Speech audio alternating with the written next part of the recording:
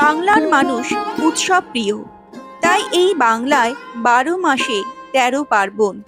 প্রতি মাসেই কোনো না কোনো পুজো পার্বণ, লোকাচার, সংক্রান্তি পালন করতেই হয় গৃহস্থ বাড়িতে।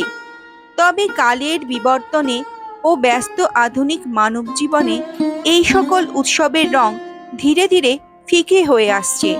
তবুও গ্রাম বাংলার ঐতিহ্য এই সকল উৎসব এখনো কিছু কিছু স্থানে পালন হতে দেখতে পাওয়া যায়। বসন্তের শেষ দিনে বাংলার মানুষ মেতে ওঠেন চৈত্র সংক্রান্তি পার্বণে। বাংলা বছরের সমাপনী মাস চৈত্র। চৈত্র সংক্রান্তির সূর্যাস্তের মধ্যে দিয়েই কালের অতলে তলিয়ে যায় একটি বঙ্গাব্দ। এরপর বর্ষবরণের মাধ্যমে নতুন একটি বঙ্গাব্দকে স্বাগত জানানো হয়। চৈত্রের শেষ আর বৈশাখের শুরু, নতুন একটি বছরের প্রারম্ভ। চিত্রা নক্ষত্র হইতে চৈত্র হইল নাম, বসন্ত বিদায় নিল বর্ষ শেষ জাম। চড়কের উৎসব, গাজনের গান, সেই সঙ্গে বর্ষ হইল অবসান। চৈত্র সংক্রান্তির অন্যতম লোক উৎসব শিবের গাজন। গাজন প্রায় ১ সপ্তাহ ব্যাপী চলে, যা চৈত্র মাসের শেষ সপ্তাহ থেকে শুরু করে চৈত্র সংক্রান্তিতে চড়ক উৎসব পূজার মাধ্যমে শেষ হয়। গ্রাম বা শহরের কোনো প্রধান শিব মন্দিরকে কেন্দ্র করে ৭ দিন ধরে এই উৎসব পালিত হয়। একসময় বাংলার প্রায় সকল অঞ্চলে পালিত হতো চড়ক পুজো, বসত সপ্তাহব্যাপী মেলা। তবে এখনো কোনো কোনো স্থানে এই উৎসব জাঁকজমক সহকারে পালিত হতে দেখা যায়।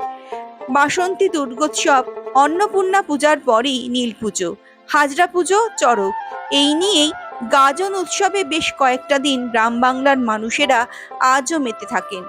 গাজন অর্থে বাংলার গাঁ অর্থাৎ গ্রাম, জন শব্দের অর্থ জনগণ, অর্থাৎ গাজন কথার অর্থ হলো গ্রামের জনগণের নিজস্ব উৎসব। আবার গাজন শব্দটি গর্জন শব্দ থেকে উৎপন্ন হয়েছে। এই উৎসবে অংশগ্রহণকারী সন্ন্যাসীরা প্রচণ্ড গর্জন করে বলে এই উৎসবের নামকরণ হয় এমন। গাজন মূলত একটি সনাতনী কৃষি উৎসব। বসন্তকালে উর্বরতা ফিরিয়ে আনার জন্য গাজন উৎসব। চৈত্র থেকে বর্ষার শুরু পর্যন্ত সূর্যের যখন প্রচণ্ড দাবদাহ থাকে, তখন সূর্যের তেজ প্রশমন ও বৃষ্টিলাভের জন্য কৃষিজীবী সমাজ এই উৎসব পালন করে থাকেন। সূচনা এই কৃষক সমাজের হাত ধরেই। এই উৎসবের মূল লক্ষ্য সূর্য এবং তার পত্নী রূপে কল্পিত পৃথিবীর বিবাহ দেওয়া। কোনো কোনো স্থানে এই উৎসব চৈত্র সংক্রান্তি থেকে শুরু করে আষাঢ়ী পূর্ণিমা তিথি বা সংক্রান্তি পর্যন্ত উদযাপিত হয়। দেবতাদের উদ্দেশ্যে তপস্যাকারী যে কোনো লিঙ্গের ব্যক্তি এই আচার অনুষ্ঠানগুলি সম্পাদন করতে পারেন। এই উৎসবে অংশগ্রহণকারীরা সন্ন্যাসী বা ভক্তা নামে পরিচিত। যে শিবের পুজো সারা বছর করেন ব্রাহ্মণেরা, গাজনের কয়দিন সেই শিব সমাজের নিম্ন শ্রেণীর মানুষের হাতে পূজা গ্রহণ করেন। তার এই পুজোয় কোনো রকম ভেদাভেদ জাতপাত নেই, আছে শুধু শুদ্ধ ভক্তি।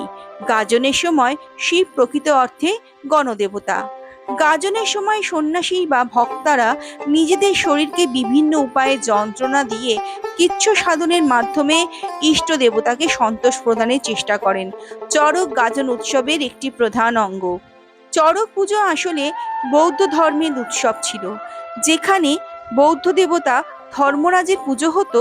যখন বৌদ্ধ ধর্ম বাংলা থেকে লুপ্তপ্রায় হলো, তখন বৌদ্ধ দেবতা ধর্মরাজ হিন্দুদের ধর্ম ঠাকুর হয়ে যায়, যার পুজো করতে শুরু করলো সমাজের নিম্ন শ্রেণীর মানুষেরা, বাউরি, বাগদি, হাঁড়ি, ডোম প্রভৃতি গ্রামীণ মানুষেরা। আরও পরে বেশ কিছু স্থানে সেই ধর্মরাজের জায়গায় শিব স্থান পেল। শিবের পুজো হতো বলে চড়ক পুজোকে শিবের গাজনও বলা হয়।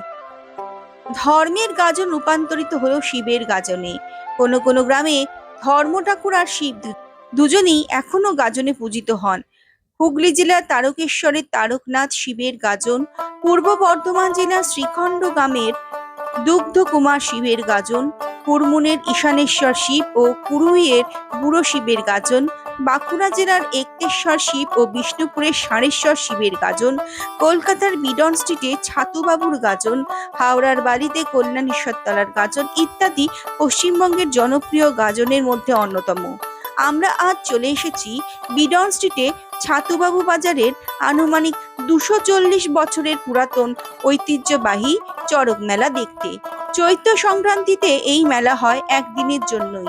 বিডন স্ট্রিটের ছাতুবাবুর বাড়ির শিব মন্দিরকে ঘিরে সামনের রাস্তার দুপাশ জুড়ে হরেক রকম জিনিসের পসরা সাজিয়ে এই বিশাল মেলা বসে। আগে এই মেলা বসতো বাগবাজারে, তারপর সেখান থেকে বিডন স্ট্রিটে এই মেলা বসে। ইংরেজ আমল থেকে এখানে প্রচুর মানুষের ভিড় হয় এই মেলা দেখার জন্য। এখনো কলকাতা ও তার পার্শ্ববর্তী জেলা থেকে প্রচুর মানুষ এই মেলা দেখতে আসেন। চড়ক মেলার দিন সকালে চড়ক গাছটিকে স্থানীয় পুকুরের জল থেকে তুলে আনা হয়। এই গাছটির বয়সও প্রায় 240 বছর। সেই মেলা শুরু হওয়ার দিন থেকে এখনো এই গাছটিকেই চড়ক গাছরূপে পুজো করা হয়।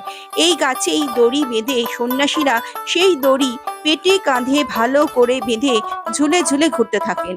আর এই অবস্থায় ভক্তদের উদ্দেশ্যে ফল, বাতাসা, বিস্কুট, চকলেট উঁচু থেকে ছুটতে থাকেন। সেগুলি ভক্তরা কুড়িয়ে নেয়। পূর্বে বড়শি দিয়ে গেঁথে সন্ন্যাসীরা শারীরিক কষ্ট সহ্য করতে করতে চড়ক গাছ থেকে ঝুলত, কিন্তু বর্তমানে সেই ব্যবস্থা কঠোরভাবে বন্ধ করে দেওয়া হয়েছে। তাই দড়ি বেঁধেই সন্ন্যাসীরা চড়ক গাছ থেকে ঝোলেন।